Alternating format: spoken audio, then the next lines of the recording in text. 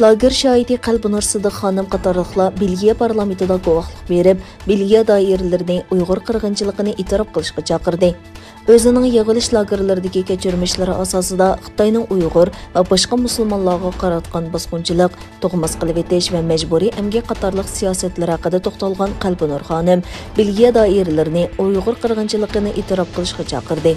Bu yig'inga yana Dünya Uyg'ur qurultiyining Belgiyadagi vakili Konstib Efendi va Beryosil Hürriyet Universitetining professori Vanessa xonim qatorliqlar qatnashgan bo'lib, ular Xitoyning Uyg'urlarga qarshi yurgizayotgan bostirish siyosatlarini qattiq ayblab, fikr bayon qilgan. Ular so'zida Uyg'urlar navbatda duch kelayotgan irqiy qirg'inchilik haqidagi dalil paketlarini ko'rsatib, Xitoy hukumatining razil jinoyatlarini bash qilgan.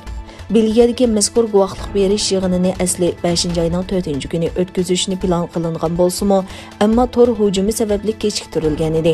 Ayni chog'dagi xabarlarda bu xakerlik hujumining Xitoydan kelganligi faraz qilingan edi. Guvohlik berish yig'inida Gollandiya Emgakchilar partiyasining bir qism vakillari Uyg'urlarga qarshi bir qism so'zlarni qilgan bo'lsa-mu, ammo boshqa partiyalarning kuchli raddiyasiga uchirgan.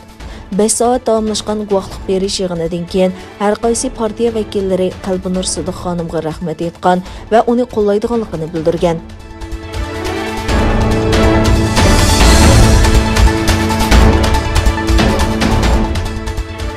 Amerika Davlat Majlisi Avam Palatasining bayonotchisi Nancy Pelosi seshanba kuni Davlat Majlisining isbot anglash yig'inida dunyodagi har qaysi davlat rahbarlarini kelar yili 2-oyda Xitoyda o'tkaziladigan qishliq olimpik musobaqasiga qatnashmasligi kerakligini bildirgan.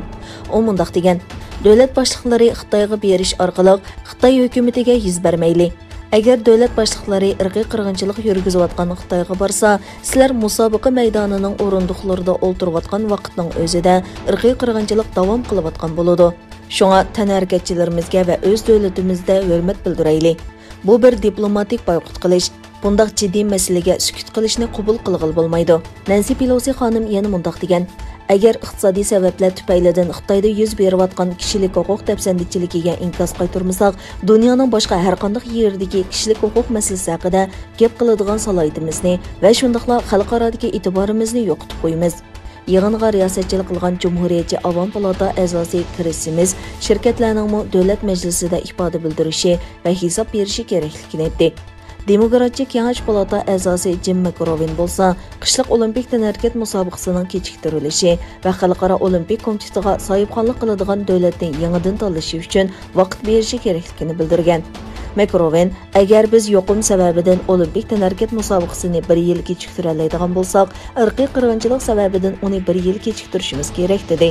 2020-yili Tokioda o'tkazilmoqchi bo'lgan yozliq olimpik tanarkat musobaqasi Wuhan virusining tarqalishi sababidan Yaponiya va xalqaro olimpik komitetining qarori bilan kechiktirilgan edi.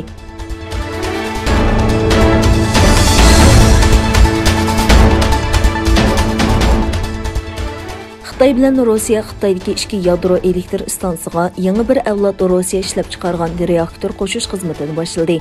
Xitoy yer shari televiziya to'rining xabar qilishicha, Xitoy prezidenti Shi Jinping va Rossiya prezidenti Vladimir Putin to'rda o'tkazilgan ul selish murosimiga qatnashgan.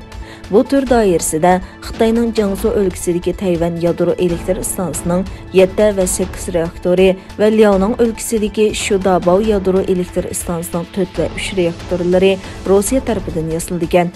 Egilinishcha, Shi Jinping bilan Putin 2018-yili 6-oyda jami 3 milliard dollar mablag' silingan 4 yadro reaktori yasashga qo'shilgan.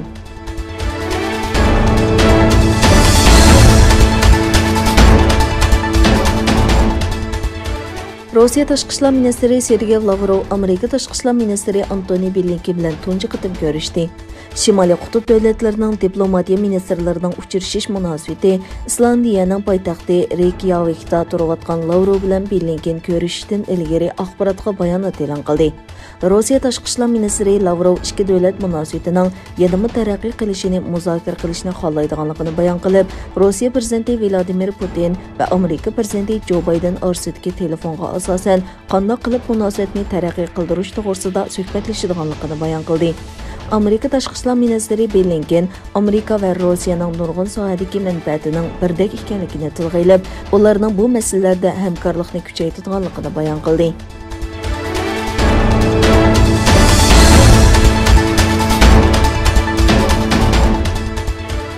Amerika olam qatnashi armiyasi etilgan boshqarilgan bomba qoldirib ketgan izlarni sezib, dastlabki ogohlantirish rolini o'ynaydigan va infira qizil nur siziq iqtidoriga ega sun'iy hamrohni olam bo'shligiga avatdi. 1 milliard dollar mablag' selingan bo'shliqni asos qilgan infira qizil nur sistemasi yer shari mos qadamlik orbita sun'iy hamroh 5 nomli sun'iy hamrohni mudofaa va olam qatnashi shirkati Lockheed Martin ishlab chiqargan bo'lib, yer yuzida va yer yuzida etilgan boshqarilgan bombaning issiqlik va gaz izlarini payqay oladi va dastlabki ogohlantirish uqtirishi bilan ta'minlaydi. Bu mazkur turdagi sun'iy hamrohlarning 5 bo'lib, 6 sun'iy hamrohdan tashkil topgan bir torning bir parchasi bo'ladi ekan.